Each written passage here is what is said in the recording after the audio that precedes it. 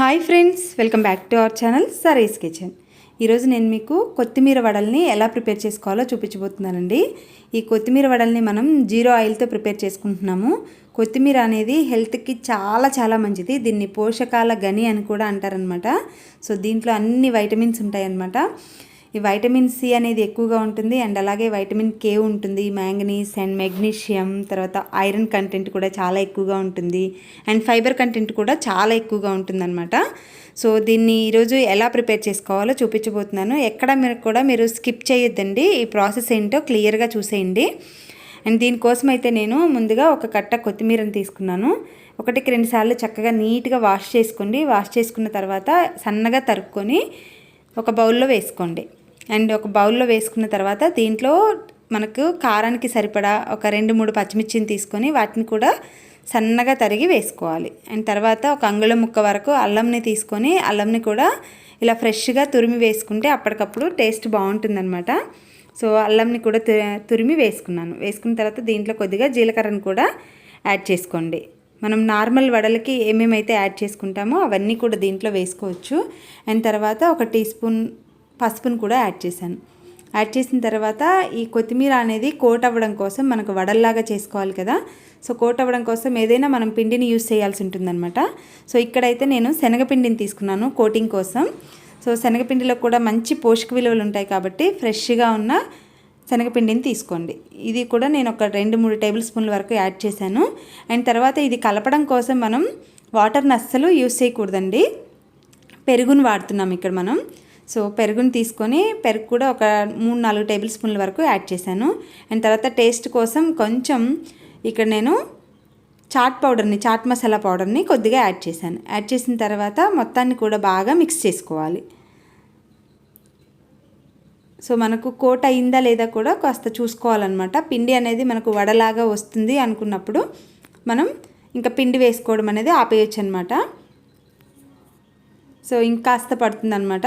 చూడండి నేను ఎలా కలుపుతున్నానో. సో ఓన్లీ పెరుగుతోనే కలుపుకోండి, వాటర్ అస్సలు యాడ్ చేయొద్దన్నమాట. టేస్ట్ బాగుంటుందన్నమాట పెరుగుతో కలుపుకుంటేనే.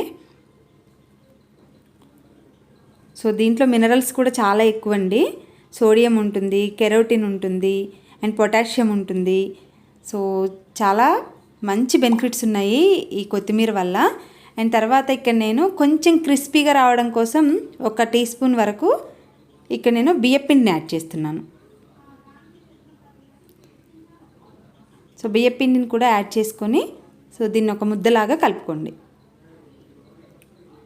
చూడండి ఇక్కడ మనకిప్పుడు కరెక్ట్గా వడ రావడానికి సరిపోతుందన్నమాట. ఇప్పుడు పిండి చూడండి ఇలా ముద్దలా చేసుకొని చక్కగా చూస్తే సరిపోతుంది. మనం చేతిలో వేసుకొని చూస్తే వడ వస్తుందా రాదా తెలిసిపోతుంది అనమాట. అండ్ తర్వాత ఇప్పుడు వీటిని స్టీమ్ చేసుకోవాలి. ముందుగా స్టీమ్ చేసుకోవడం కోసం నేను ఇడ్లీ పాత్రను వాడుతున్నాను ఇక్కడ. సో ఇడ్లీ పాత్ర ప్లేట్స్ ఉంటాయి కదండి, అవి తీసుకొని ఆ ప్లేట్స్లోకి మీగడని తీసుకొని మీగడ రాస్తున్నాను ఇక్కడ. చూడండి ఇంట్లో చేసిన మీగడ అనమాట ఇది. సో ఈ మీగడని ప్లేట్స్కి అప్లై చేసేసి వడలు చేసుకొని వడల్ని ఈ ప్లేట్స్లో పెట్టుకోవాలి. మీరు ప్రాసెస్ అంతా కూడా క్లియర్గా చూడండి, అర్థమవుతుంది. సో ఇక్కడ ఆయిల్ అనేది ఎక్కడ యూస్ చేయట్లేదన్నమాట మనం.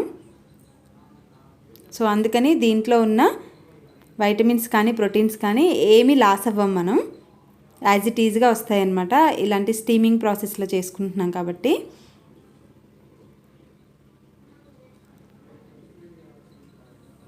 సో ఇలా మీగడ అప్లై చేసుకున్న ప్లేట్స్లోకి వడల్ని ఇలా చేసుకొని పెట్టేసుకోండి.